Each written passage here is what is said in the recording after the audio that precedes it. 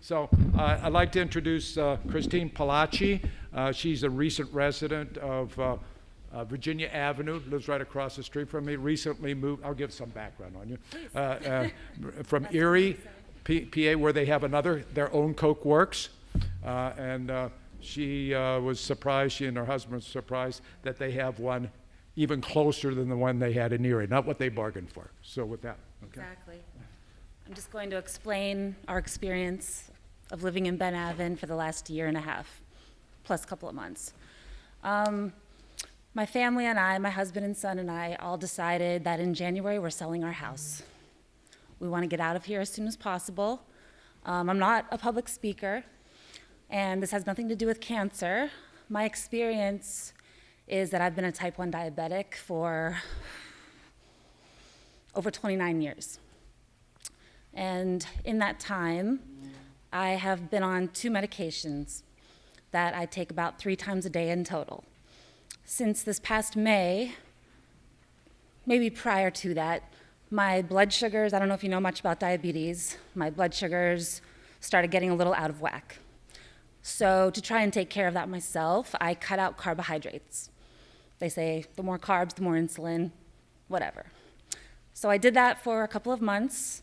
And in May, I went into DKA, which is diabetic ketoacidosis. This is when your blood becomes very acidic, and I was on the verge of death. So now I'm taking about 5 times the medication that I've been on my whole life. Sorry.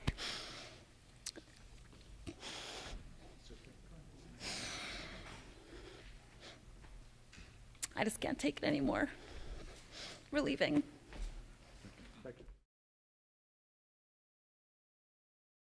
Okay, my name is Debbie Blackburn. I live in Ben Avon. I live right near the star that was on the map, as in the monitor, right? The monitor in Avalon.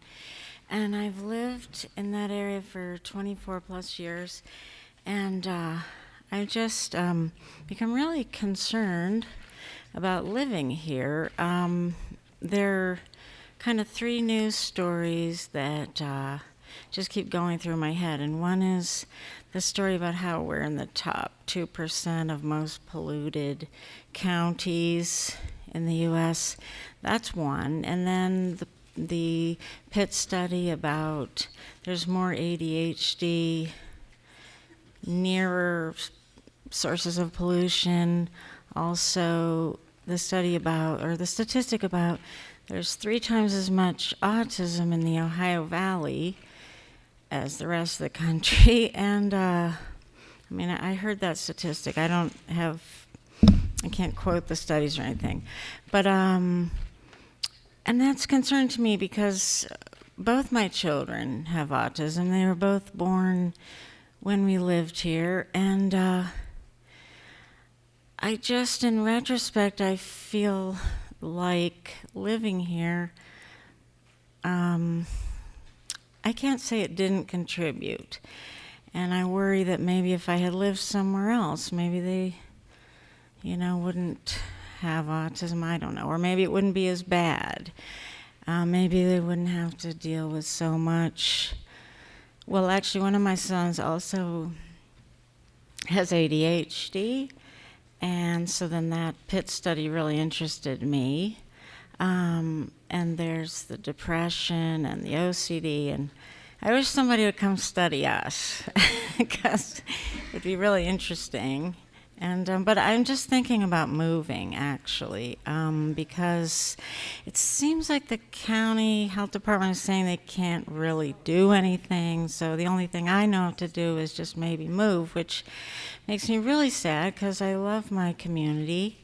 And I don't want to leave. This is where all our friends are, and so I'm weighing to myself, will it be more harm to my kids to lose our community, or will it be more harm to stay and live in the pollution and have the symptoms? It's clearly, my sons feel better when we're in a clean area, because when we go on vacation or go visit people who live in cleaner parts of the country, a lot of the symptoms, lift somewhat. So so just out of concern for my kids, I'm trying to decide even if I want to stay, because it sounds like nothing's happening here. So and that's it. That's my story.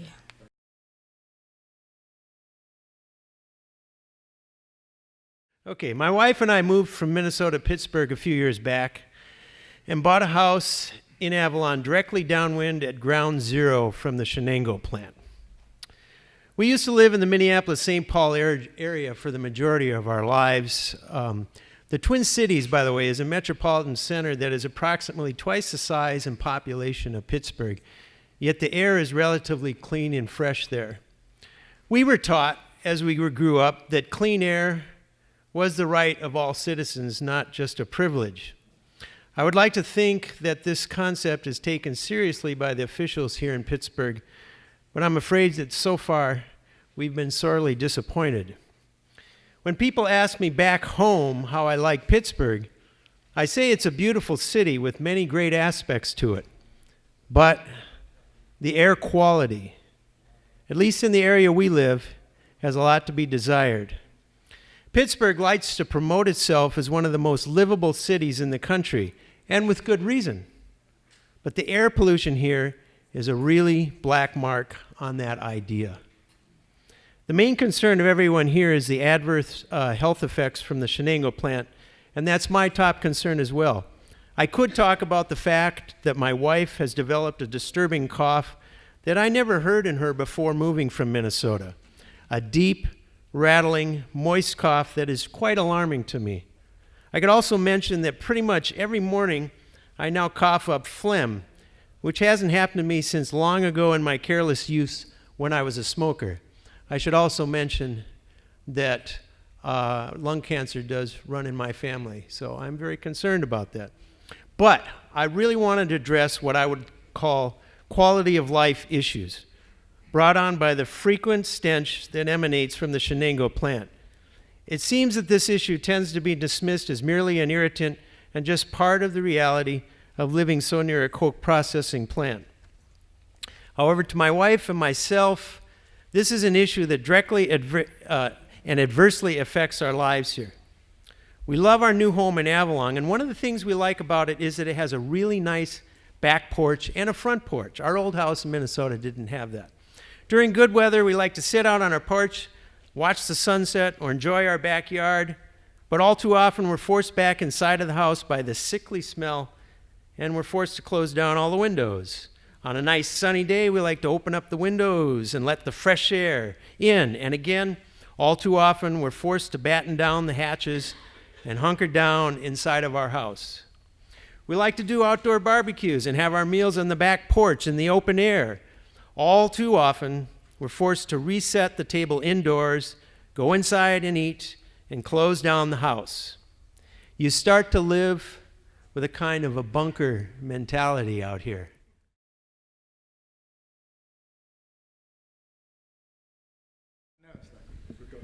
Hi, my name's Tanya. I am woefully unprepared for an actual story, but I brought a prop. This is my inhaler. We moved here from Brooklyn, New York 4 years ago to Bellevue, and in Brooklyn, I almost never needed this. I have it, but I never really needed it. I use this 4 to 6 times a day, going up down the stairs in my own home. And I'm somebody who's run 2 marathons. I work out 2 times a week, 3 times a week, not as much as I should. I'm reasonably healthy, so somebody needs to explain why I need this now. And coming to this meeting, I'm so heartsick that it sounds like the people who were supposed to help us don't really have any hope for us. I mean, I don't know what we're supposed to do as a community. I mean, how high of a threshold do we need before we can make a change? It seems so silly. I don't know if it's the regulations. I don't know if it's because it's a big moneymaker and they have more power than us. But I am hopeful. There's so many people in this room that maybe together we can do something and I can put this away. So thank you.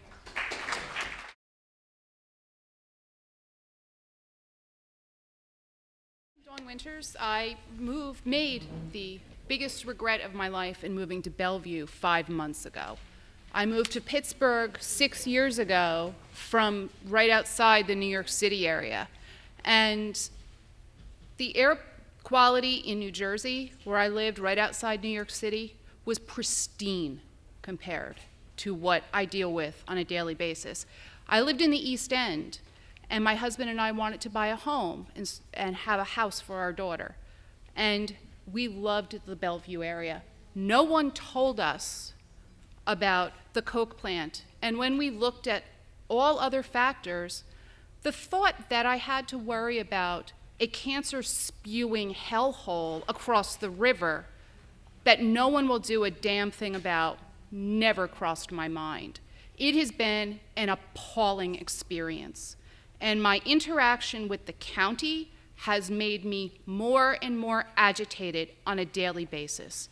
And I have become convinced that until the people in the districts that are most affected by this band together and we do something to bring national attention to the corrupt mess that Allegheny County is and to the mess that the health department is trying to cover up by running around and having us stand on a treadmill to get anything done, we're going to all be developing asthma, watching our children develop asthma. We're going to continue to see the rise in cancer rates. I tell everyone when they ask me about what I think of Pittsburgh that I wish I never stepped foot here for graduate school. And I have students, because I'm teaching a class right now at one of the big universities in this city. In my class last week, we talked about health. And I brought in every statistic I could find on Pittsburgh. And you know what I did? I put them all up there for my students to see. And the students at Carnegie Mellon in my class were appalled. And you know what? Not one of them is going to ever be interested in moving here. And I think until we start doing that on a daily basis and start showing people what the county is actually doing, no one is going to do a damn thing at all. And that's the reality. And it is sad because Pittsburgh is a wonderful city. It would be a great place to live, but it's unhealthy. And that makes it unsafe for everyone. And until people in the county start actually trying to do something rather than throwing up data and trying to tell people that they actually are doing something, nothing is going to get better for any of us. And this is going to get worse and worse. Because it doesn't only affect us here in the North Boroughs, it affects everyone in this whole area. And we are never going to crawl out of this idea of Pittsburgh, being the old steel town, no matter how good of a PR job people throw on it, until we can actually prove that we don't have air that will kill you.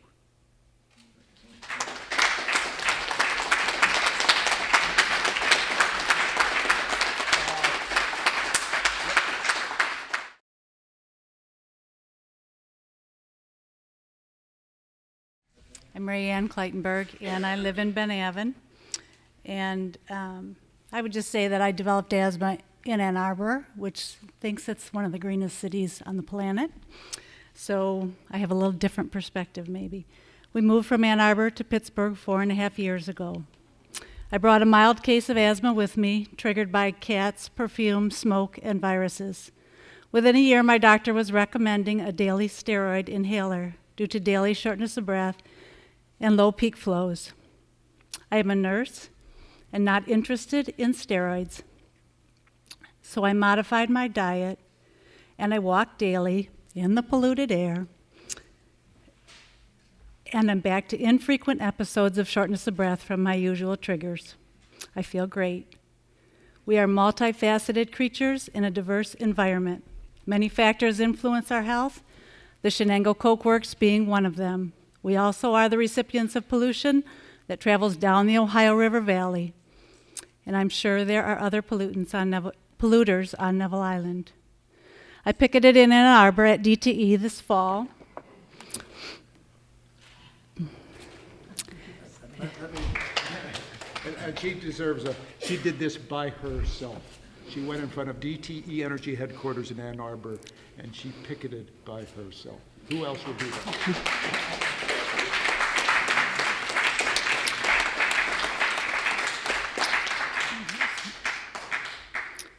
And according to them, it is the sulfur smell that is the concern, not the acrid odor.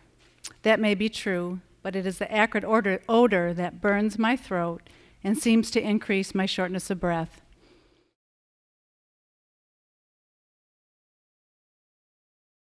Hello, everybody. My name is Mike Ruane, and I'm president of U.S. Steelworkers Local 5032.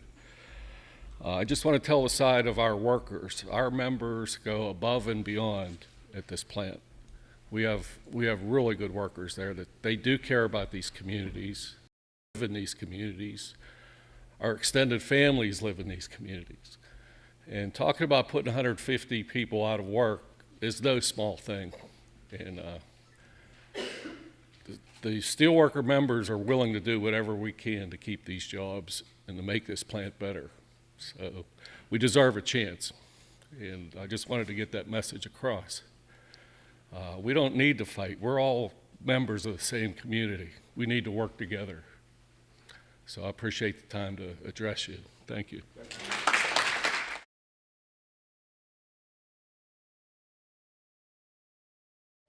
Is I would like Shenango to be proactive, not reactive. Problem, fix it. Problem, fix it. How about not having problems? I find the fundamental issue we have with Harrisburg and the power that it gives the Allegheny County Health Department and Washington and the power it gives the Allegheny County Health Department is that they fine after the fact, and that those fines are not strong enough to make the companies proactive so it doesn't happen. That's what I have to say. Thank you.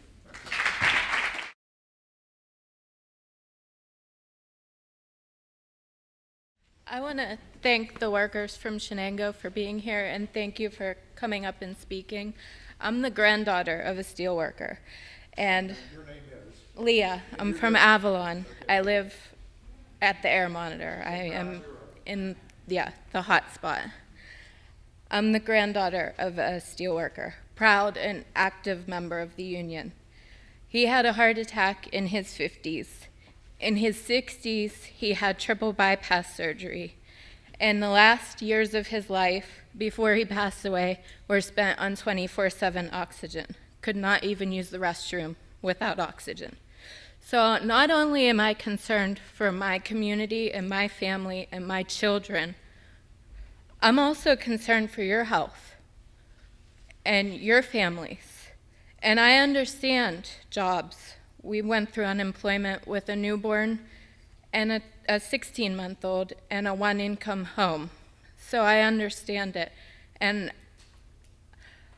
But I can't get on board with your health being the cost of it. I just can't. My children can't play outside because of this. I'm to the point many others are where I just want to move. And my son was born prematurely, and I will always have the question in the back of my mind whether if I would have lived in another municipality or another city, if that would have happened. And thank God none of us have cancer diagnoses or asthma diagnoses, but I live in fear every day that that's coming down the line for us. And I live in fear for you, that it's coming down the line, some kind of horrible health diagnosis. I just can't get on board with everybody up here saying, there's data, there's numbers, there's all of this. There's people here. There's people. We are the people being affected by this. We are the ones that make up these statistics. There's cancer and asthma, and that's these people here in my community, my neighbors, my family. I don't understand why more cannot be done. And we are not here for your jobs. We are not. I understand that if Shenango shuts down, obviously there goes your job. I understand that, and I'm sympathetic to it. But what if there was another way? What if there was, I don't know, a solar farm? Would you work there? Would that be better than working in this nasty, terrible environment? Thank you.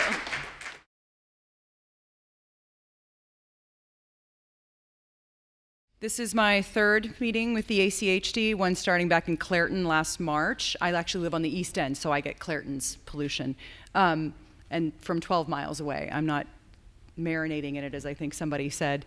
There were only 20 people at that meeting. So I'm hearing folks talking about how disheartening this meeting is. My heart is filled with joy right now because there are so many people here that are telling their stories and who are mad and who are wanting to do something. That in itself is hopeful. There's a lot of things that we're hearing that are confusing to me, certainly. There's a lot of frustrating bureaucracy that is being dealt with at every level here. But the part of the story that I want to tell, mine's no different than anybody else's. It stinks. And I moved here a few years ago, and it stinks. How many people, by the way, moved here in the last, 10 years? How many people wishes they hadn't moved here in the last 10 years? Or, I love my house. My parents grew up in Braddock and McKees Rock, so I'm no stranger to Pittsburgh. In any case, what I wanted to get at is the fact that there's a lot of bureaucracy that we are dealing with, and what you're doing right now is the cure. We can't collect data for them, but we can call the ACHD. The ACHD also has a website. Let's not forget this. I don't know how many people have small computers in their pockets like I do. I have the achd.net on my smartphone so that I can send them an email, and I sent enough emails that they started calling me back. I also have bookmarked the names of my representatives, and both at a county and state level. I'm starting to look at our new governor. We can start talking to him about these things as well. It's really important that you make yourself heard, because the thing is, if you don't talk to anyone about it, they're not going to think that there's a problem. I went to city council, our city council representative from my area, Corey O'Connor, and it took a few months. They put together a post agenda. I don't know how many folks read about it in the paper or saw it on WPXI. It was an astounding experience because the story that I was telling was not any different than a lot of what we heard today, but it felt like it was surprising to some people who were maybe on the council or there or reading about it in the newspaper. This is making a difference. We are all here in this room making a difference, and please don't stop. Don't depend on the monitors to do your reporting for you. Tell your friends, get everybody crashing the ACHD site. Crash your representative sites, please, because the thing is that, honestly, someone from the Post-Gazette called me, a reporter, and he said, so once you started smelling the smell, what did it take for you to do something about it? And I said, well, actually not very much. My parents were also they were in a teachers union. They were in a union. They were very politically involved. And my mom still tells me on a weekly basis to write to my congressman. She actually reminded me to vote a couple weeks ago, in case being 39 years old, I didn't realize that there was a governor's election going on. She told me several times that I had to vote, actually. But it does make a difference. And the first thing that Corey O'Connor's chief of staff said to us was, well, nobody has ever talked to us about this before. It boggled my mind. I thought, does nobody actually smell the smell? Does nobody think this is a problem? And I think there are a lot of people who maybe don't smell the smell as much, or they don't think it's a problem, or they just accept that that's the price of living in Pittsburgh and it's a lot better than it used to be, so it's not a big deal. But if you don't talk to people about it, if you don't do what you're doing right now and go home, bookmark things on your computer, get on your phone and call people, nothing else will happen. If the regulations are so lame that what we're dealing with right now isn't really breaking the law, then we have to make the regulations better. And we are the only people that are actually gonna make that happen. So that's my big rah-rah speech. There's so many people here. This is so awesome. Hey.